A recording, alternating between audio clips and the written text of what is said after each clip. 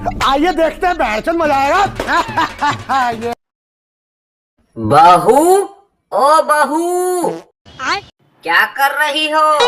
कुछ नहीं माँ जी, अपने हाथों में मेहंदी लगा रही हूँ। अरे बहू, अपने हाथों में मेहंदी बाद में लगा लेना, पहले यहाँ आकर देखो, तुम्हारे बेटे ने केक बना दिया है और इसे काट रहा है, पहले इसे आकर खा लो। लेकिन आज तो किसी का जन्मदिन नहीं है माँ जी, फिर कैसा केक बनाया है मेरे बेटे ने? अरे कलमुही, ये केक जन्मदिन वाला नहीं है, बल्कि तुम्हारे बेटे ने अपनी चड्डी उतारकर चौके पे हक दिया है, पहले आकर इसे हटा दो, बदबू के मारे मेरी हालत खराब हो रही है। अबे बुढ़िया, थकी आ गई हो क्या, जो मुझे इस तरह टट्टी का केक खाने को बोल रही हो?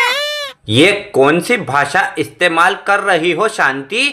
क्या तुम्हारे माँ बाप ने यही संस्कार दिए हैं कि हमेशा बड़ों के साथ बदतमीजी करना? क्यों टप्पू के पापा, आपको मेरी बात से इतना बुरा लग रहा है? तो एक काम करो, जो केक आपकी मम्मी मुझे खाने को बोल रही है वो आप ही खा लो, लेकिन मैं तो ऐसा कतई बर्दाश्त नहीं कर सकती। अगर मेरी शान में कुछ गुस्ताखी करेंगे तो मुझे भी ईंट का जवाब पत्थर से देना अच्छी तरह आता है। तूने एक तो मेरी माँ के साथ बदतमीजी की, ऊपर से कैंची की तरह जबान चला रही है। मैं बोल रहा हूँ चुप हो जा, वरना मार मार के तेरी सारी हड्डियाँ तोड़ दूंगा। अच्छा हुआ बेटा तू वक्त पर आ गया और तूने सुन लिया, वरना ये डायन रोज मुझसे इसी तरह बदतमीजी करती है। अरे माँ जी, आपकी उम्र पूरी 120 साल की हो गई है, अब तो आप बिना टिकट के निकल लो। कब तक यहाँ बैठकर मेरी छाती पे मूंग गलती रहोगी और अपने बेटे के हाथों से मेरी पिटाई करवाओगी? ये तो इनकी खानदानी आदत है बहू। अब देख लो ना, इसकी माँ की उम्र 151 साल की हो गई है, फिर भी बैठी बैठी अपने बेटे के हाथों से बहू की पिटाई करवाती है, तो ये तुम्हें कहाँ छोड़ने वाली है?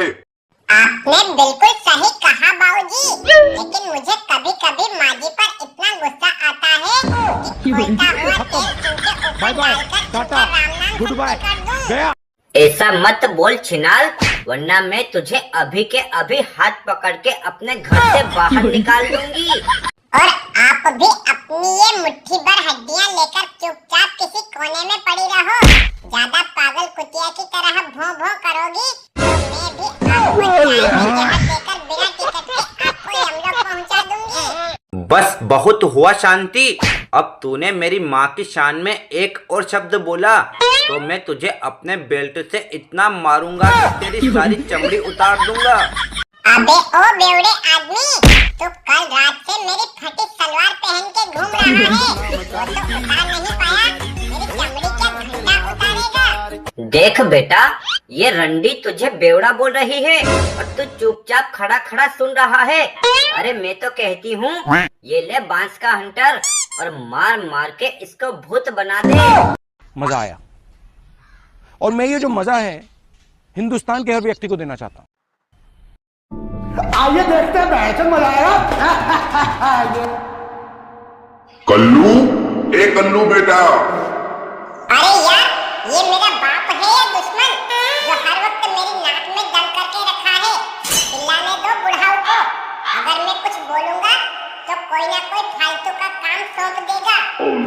अरे वो कलुआ, कहाँ मर गया बे? यहाँ मेरे पास आ, तेरे रिश्ते की बात करनी है। जी पापा जी, आपने मुझे बुलाया? अबे हरामखोर, चिल्ला चिल्ला के मेरी अंतड़ियां बाहर आ गई, तो तू अब आया है? अरे अरे, आप इस तरह मेरे लाल पर आग बबूला क्यों हो रहे हो जी? क्या उसने कोई बड़ा कांड कर दिया है? ये कोई कांड करके तो दिखाए, एक ही फटके में इसकी बत्ती सी बाहर निकाल दूंगा मैं। अच्छा ठीक है पापा जी, अब गुस्से को पी जाओ और ये बताओ आखिर बात क्या है? अबे नालायक, अगर तू वाकई में मेरी औलाद है और मुझे कुछ पिलाना चाहता है तो ला शराब की बोतल लाके दे, मैं उसके अलावा कुछ नहीं पीता। शुभ शुभ बोलो जी। कलुआ आपकी नहीं तो पड़ोसियों की औलाद है क्या? इस कमीने की हरकतें देखकर तो कभी कभी मुझे भी यही डाउट होता है कि ये मेरी नहीं बल्कि पड़ोसियों की औलाद है। अब बस करो पापा, और कितना चिल्लाओगे? ये बताओ, आखिर आपने मुझे क्यों बुलाया है? अरे नालायक, आज मेरा दोस्त मकोड़ीलाल हमारे घर रिश्ते की बात करने आ रहा है, इसलिए जा और फटाफट नहा धोकर तैयार हो जा। क्यों सटिया गए हो क्या? तुम सही से खड़े तो हो नहीं सकते, और इस उम्र में तुम्हें अपने लिए रिश्ते की बात करते हुए शर्म नहीं आती? अरे मोनालिसा, मैंने अपने लिए नहीं बल्कि अपने कलुआ के रिश्ते की बात करने के लिए मकोड़ीलाल को बुलाया है। देखो पापा जी, आप मेरे रिश्ते की बात को लेकर कई बार मेरी इज्जत करवा चुके हो।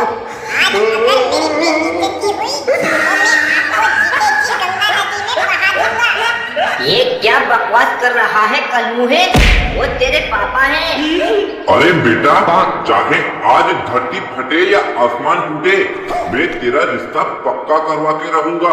बस तू अपने मुंह के ढक्कन को बंद रखना और जा अब फटाफट से तैयार होके आ जा। हाँ बेटा, तेरे पापा बिल्कुल सही बोल रहे हैं।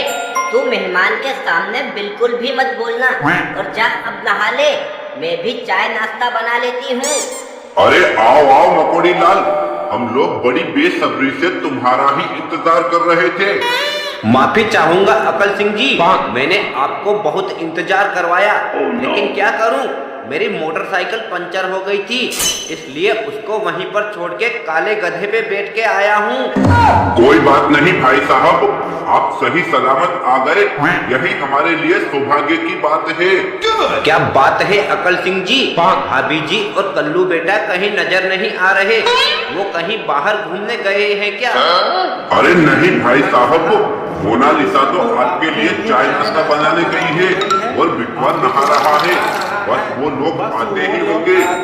ये देखिए भाई साहब, भाभी जी तो आ गई। नमस्ते भाभी जी। नमस्ते मकोड़ीलाल जी, कैसे हैं आप? और यहाँ तक आने में कोई तकलीफ तो नहीं हुई? मैं ठीक हूँ भाभी जी, और यहाँ तक आने में मुझे कोई तकलीफ नहीं हुई, लेकिन कल्लू बेटा अभी तक नहाकर तैयार नहीं हुआ है क्या? वो देखो मकोड़ीलाल, नहा धोकर आ गया हमारा बेटा कल्लू। पैर छुओ बेटा अपने होने वाले ससुर जी के।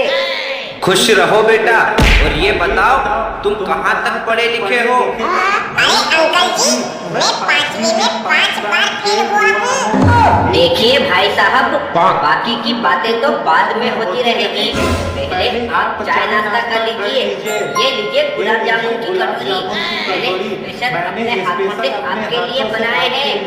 ठीक है भाभी जी, लेकिन मैं अकेला क्या ही नाश्ता करूँगा, आप कल्लू बेटा और अकल सिंह जी को भी एक एक प्लेट दीजिए ना। कोई बात नहीं मकोड़ीलाल, आप ही कर लो नाश्ता, हम लोग तो पहले ही खा चुके हैं। भूख के मारे मेरे पेट में चूहे कूद रहे हैं, लेकिन ये निवाला तो खाया नहीं, और आप झूठ क्यों बोल रहे हो? कोई बात नहीं कल्लू बेटा, मैं तो घर से नाश्ता करके ही आया हूँ, ये प्लेट तुम खा लो।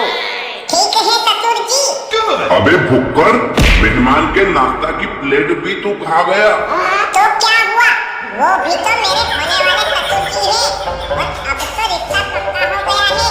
अब वो मुझे 5100 रुपये देने वाले हैं। दोस्तों, कॉमेडी वीडियो अच्छा लगा हो तो इसे लाइक और चैनल को भी सब्सक्राइब कर देना, और अगर आप लोगों को इसका नेक्स्ट पार्ट भी चाहिए तो भी कमेंट करके बता दीजिएगा।